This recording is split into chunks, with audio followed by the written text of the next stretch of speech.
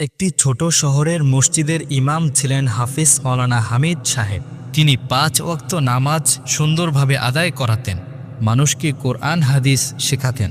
কিন্তু নামাজের ফাঁকে ফাঁকে তাকে দেখা যেত বাজারের কোনায় একটি ছোট্ট ফলের দোকানে বসে থাকতে। তিনি নিজেই ফল বিক্রি করতেন।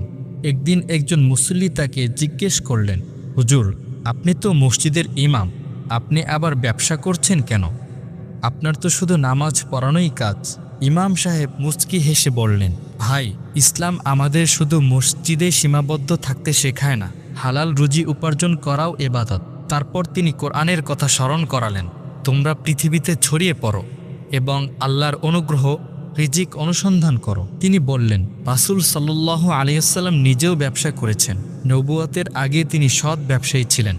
অনেক সাহাবী ছিলেন সফল ব্যবসায়ী, যেমন আবু বকর রাদিয়াল্লাহু তাআলা আনহু খেলাফতের আগে কাপড় ব্যবসা করতেন।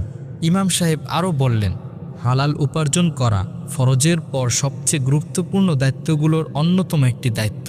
আমি যদি মানুষের কাছে হাত না পেতে নিজে পরিশ্রমে রুজি উপার্জন করি, সেটা কি খারাপ? লোকটি লজ্জিত হয়ে বলল, না হুজুর, আমি ভুল বুঝেছিলাম। ইমাম সাহেব বললেন, দিন আর দুনিয়া আলাদা নয়। সময় মতো নামাজ আর সততার সাথে ব্যবসা, দুটোই আল্লাহ সন্তুষ্টির জন্য হলে দুটোই ইবাদত। লোকটি সেদিন শুধু ফল কিনে যায়নি, সে একটি শিক্ষা নিয়েও ফিরেছিল।